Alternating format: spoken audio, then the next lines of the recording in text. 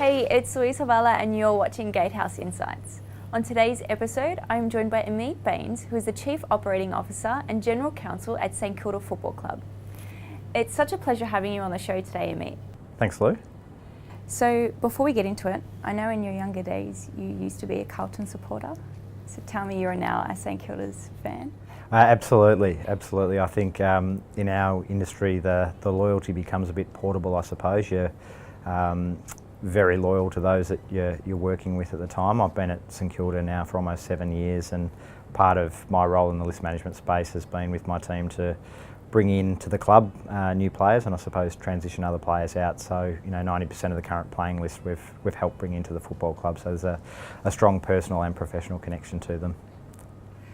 Looking back, what inspired you to get into law and practice? It wasn't anything terribly scientific. I think I made the decision to aspire to getting into law, I think at the end of year 11. I can't even recall specifically, but I suppose being aware of a few things on TV, everyone's seduced by something that isn't necessarily what it is in practice, but there are elements of it, particularly the communication side, and some of the subjects I was doing married up with it well, so I thought that if I had the marks in year 12 that I'd pursue a legal career. So you started out at Minters and then you moved to Toyota before securing your position at St Kilda. Tell me about your experience across these roles. Yeah, I had a really great time at Minter Ellison. I was there for 5 years, predominantly in the competition and regulatory group. Worked with a lot of great people, but I suppose discovered a few years in that my passion wasn't really for private practice. I had a real hankering to be involved in matters from a more commercial and pragmatic point of view, and like anyone would know, at the start of your legal career, you're working on discrete aspects of a matter as a lawyer, and as the junior lawyer on that, that becomes even smaller. So moving somewhere that you had a greater role in the overall matter and project was something that I was keen to do, and I still love the law enough, I suppose, to not jump completely out like a number of my friends did, but move into an in-house position with Toyota. So that was after 5 years at Minters. How did you get the position at Toyota? Well, I suppose in saying that I came to that realisation, I started to look a little bit more actively about what the next step in my career might be, and in-house seemed to be, I suppose, a good halfway house. Maybe I'm a little bit conservative, but a halfway house between retaining the comfort of what you'd learnt and practiced for the last few years, but also moving into a more fast-paced corporate environment. And in making that decision, I suppose I was keen to move into an industry that I had some affinity with or familiarity, and Toyota was that. I suppose I'm not a car enthusiast by any stretch, but enough familiarity with the product, going to a company that is, and certainly was at the time, global leading in terms of what it did, but I suppose also selfishly, and to where this interview will get to, Toyota was and is a major player in the sports and entertainment landscape from a sponsorship perspective, so that was also enticing. How did you get your position at St Kilda Football Club? Yeah, it was a very fortunate set of events, I suppose. The CEO at the time at St Kilda was creating a new list management position, but structured it in a really unique way, certainly unique for the industry at the time, and probably is even sort of 6 or 7 years later, and that was to appoint someone with a corporate legal background who could fulfil that role but also play a broader hand in some of the legal matters, which was really driven out of I suppose a recognition that the landscape was changing in AFL. The administrative requirements, the compliance requirements were growing, so he wanted someone, I suppose, who had the familiarity with that framework. The benefit or the fortunate aspect for me meant that those who were already in the industry and had far more experience than I did in pure AFL matters didn't have the corporate legal background, and by virtue of the work that I'd done at Toyota and a couple of other extracurricular activities outside in a football sense, I had enough of the football and sports side of things that St Kilda were looking for. So was fortunate that the role was created in that way, and I was able to secure it. And you were able to combine your passion for football and legal together? Yeah, absolutely, and still continue to do so. I mean, truth be told, whilst I retain the General Counsel title, the legal part of what I do is less than 10%. It's a very reactive role, I suppose. It's only when matters come up which is not that frequent, but I suppose in terms of the skill set that you actually develop by studying law and practicing law in terms of your analytical skills, your problem solving skills, your communication skills, I'm employing those every day in the role that I have. And in saying that, whilst it's more on a commercial basis, negotiating contracts, for example, is something that I'm doing on a weekly basis, whether it's with player managers or some of the other projects I'm involved in. What does a typical day look like for you, and do you face any challenges? Yeah, I think the really exciting thing about what I do is that clearly working in industry like football that has a really, particularly on the performance side, has a really structured week and season. The same things are typically occurring. In terms of my role, it can be very different on any given day. So that there are the same things that you need to get done each week, but how your days comprise can be very different. And I think that's been really exciting for me. So this week has included meetings with player managers to negotiate player contracts, right through to project stakeholder meetings on our Moorabbin redevelopment. So we're relocating our training and administration facility back to Moorabbin over the next 12 months, and I'm charged with overseeing that project. So I suppose you get both sides to my role with that, really heavy football focus on certain things earlier in the week and a lot more commercial as the week has gone on. And being Friday today, the day of the interview, we'll roll back into football mode, I suppose, with our VFL and AFL games on the weekend. Now, we were chatting before, you said that you're pretty much on all the time during football season. How do you maintain those levels of energy to keep going through each week and each day? Yeah, it can be challenging like any profession, I imagine, in terms of the call on your time and balancing family commitments and wanting to see friends and socialise. I think whilst during the season, I can have multiple weeks in a row where I'm working across 7 days, you try and be smarter about how you structure those days, so there's greater flexibility during the week. There are certain things that happen at a certain time, so we're fixtured to play on a Saturday afternoon at 2 o'clock. That's happening. You can't do anything with that, but you can be a bit smarter about how you structure your week. So I've got one school-aged child and one child who's going to kindergarten, but I'll make sure that a couple of days a week that I'm doing the drop-offs, or if I can swing it like I will today, the pickups as well, to make sure that you're not missing out on that time as well. Moving into cultural diversity, because I know it's an issue within law as well as the AFL, what are you doing with St Kilda and the AFL to address these issues, and are there any programs you're looking at implementing? Yeah, it's a very good question. I think one of the things I'm really proud of working in this industry, which can be criticised at times and rightly criticised for various things, is that the AFL as an organisation, certainly St Kilda as a club, have been social leaders in many respects. And I think if you look at sport across the country, the AFL is looked at as the market leader, I suppose, in raising up a number of those social issues. From a club perspective, there's been a lot that we've done. I suppose two of the more prominent elements of diversity have been gender diversity. So within that, there are programs that have been implemented at the club.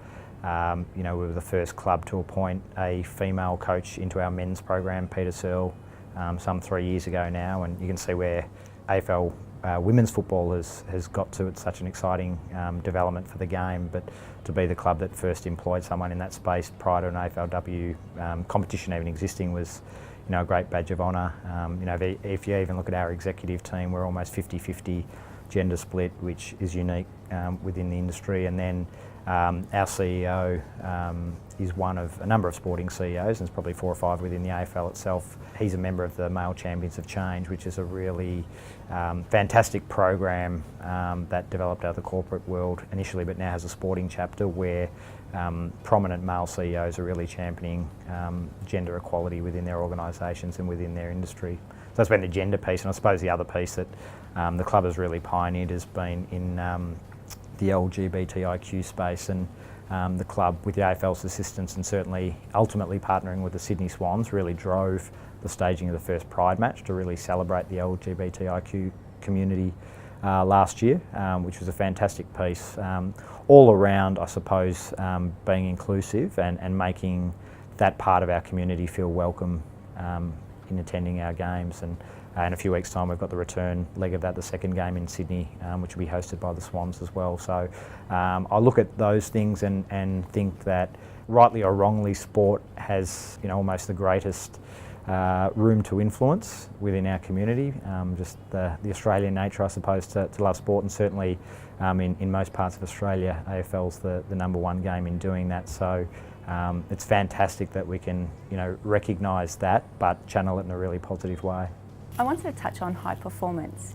Can you share some insight on what high-performing players do and don't do to be the best at their game? Yeah, I mean the sophistication in the sports science and coaching space, even in the last few years, has been really significant. A player's week and a player's day is mapped out hour by hour. So I suppose in terms of what they're expected to do, it is a 24/7 thing. Their main asset in terms of their employment is their body, their physical well-being, their mental well-being. So across the week there are any number of things that they need to do. So that comes with, I suppose, particularly in season, recovering from the game that they've just played, but then preparing for the week ahead. And when I say that's a 24/7 thing, it extends to when they're away from the club, what they do with their sleeping, what they do with their nutrition, and what you find that it's no coincidence that the most talented players that are seen to be the absolute stars of the game are also the most professional, because they're incredibly diligent with everything that they do. They'll do their recovery protocols to the minute. Those that I refer to, I suppose, that would be prominent at every club would be to the extent of having played a game on the weekend, had a few knocks that require icing, they'll actually set their timers to wake up every couple of hours overnight to ice themselves for 20-30 minutes and then go back to bed, do it again, to make sure that everything they're doing is right. The sleeping protocols of that are assessed as well, and they report in every day to the club about how they slept, how they feel, so that also from an injury prevention point of view, our sports science guys can understand how players are feeling at any given time, and if they need to back off their training loads as a result of not being quite right to prevent injury, those things can occur as well. They wear GPS units at training on game day, so whether they're walking, jogging, running, for every second of their training and game days, that can be assessed, and and the guys challenged if that's not quite up to scratch. So it's a highly sophisticated environment, I suppose, where the players know exactly what they need to do day in, day out, and the best ones do it every moment of every day. It's no different to, I suppose, the elite in any profession. Their absolute dedication and diligence in making sure that they prepare at their absolute best to perform at their absolute best is uncompromised. It's so interesting at how much detail and how specific they are to be the best. Yeah, absolutely. And I suppose working in an environment that's completely competitive every step of the way means that the 1% difference in doing things along the way can actually make a huge difference in a cumulative sense across the season. So it doesn't mean that everyone does it to that extent. It's the same as any other industry. There are people with enormous talent that don't necessarily have the absolute fanaticism with their professionalism and discipline, and they only get so far. But there's less excuse not to know what to do, I suppose, than compared to even 5-10 years ago. Looking at winning teams, what do you see as the key elements of a winning team? There are a number of common principles, and I suppose sport always gets looked at as the benchmark in that, given it is a genuinely strong team environment. But I think everyone being clear on what the ultimate objective of anything they're doing is important, right from, I suppose, the macro level to in a football sense, what they're doing on a given weekend against a specific opponent. Understand the role that you play within that is critical as well, but the trust and relationship between everyone needs to be strong. There needs to be common purpose, and that trust can materialise in different ways. So it's also having the trust and comfort to actually, particularly in an elite sporting environment, provide very direct and abrupt feedback at times, but where you're all striving for that common purpose and that's understood and shared, everything's taken in the right way. Adjustments are made to the feedback as opposed to getting very defensive and upset, I suppose, about being challenged in a certain way. So, and underpinning all of that is really strong, transparent and honest communication as well. How do you create a trusting environment between, I suppose, players and members? I think in terms of the team sense and the high performance sense, there's clearly a lot of work that goes into the performance aspects of that and how you train for that. But ultimately, the trust, like in any relationship, can only be built over time. So it's really sharing those experiences along the way. And I look at our team now, and we've still got a relatively young team, but a lot of those guys now have played multiple seasons together. So I suppose the trust and comfort in their relationships with each other is a lot stronger than it was. And but the reinforcement of everyone understanding the role they play and the common purpose is critical in that as well, so that I guess no one's misconstruing anyone else's intentions with things as well. There's that healthy respect. At Gatehouse, we meet a lot of lawyers that have transitioned into leadership positions without any mentorship or any training. What are some tips you would give them to help them be better leaders? I think the first thing is just to be curious and to keep learning. I would say that in my leadership journey, I've still got some way to go, but if I compare myself as a leader now to even 12 months ago, I've made enormous strides. And for me personally, that's really putting it down to wanting to learn, wanting to be curious about things, and really being open to that process, which includes, I suppose, we reference it in a different context, but being open to feedback as well. I think it's also a real key part of that relationship building that we spoke about as well, and creating that trust and connection within your teams, and learning things along the way where you haven't got things right, but striving to not make the same mistakes again. But it's certainly a journey of evolution, and most people who aspire to higher leadership positions will do some form of formal learning to assist with that, and I've done that. But I would say that most of my real learnings and how my values have been formed have really been on the job experience of being a leader, how you've encountered with things, and even in terms of the leaders that you've worked for or currently work for, in terms of their approach, both positive and negative as well. But ultimately it is a journey, and I suppose to be a really strong and authentic leader, you need to be true to yourself as well. So how you're shaped along the way by your experiences, not only professional I suppose, but personal relationships is a really key plank in that. What would you say to people to follow their passion while still practicing law? I think it's absolutely critical. The more senior you become in any profession or any occupation, the more time you'll ultimately have to spend, I suppose, at work, and you'll become more directly responsible for issues. And even tying it back to the leadership question, your requirement, but also your desire to influence people-based outcomes and your staff and really shape their own development and journey becomes more pronounced. So with all of that, there's a lot more time commitment, there's a lot more emotional commitment, and you're making sacrifices, I suppose, as your career progresses in terms of the time you spend doing other things. So if you're not passionate about what you do, or if you don't enjoy what you do as a starting point, you're not going to last too long. So I think finding your passion and trying to combine those things in the law is a wonderful thing. And I think the way that the corporate world has evolved over time as well has meant that a lot more of I suppose the sexier industries or the sexier organisations, in terms of where people want to work without necessarily understanding what the work will be like, have really broadened their base as well to start hiring lawyers as well, or even ex-lawyers, I suppose, given the great grounding you get within a legal career. So the opportunities to combine those things, I think, has grown over time. Ameet, thank you so much for being here and sharing your story. No problems. Thanks, Luke. Thanks. Now, Ameet and I would love to hear from you. What is the biggest insight you're taking away from today's conversation? Comment and share below and let us know. If you like this episode, please subscribe to our channels and share this video with your friends. And thank you for watching, and I'll catch you next time on Gatehouse Insights.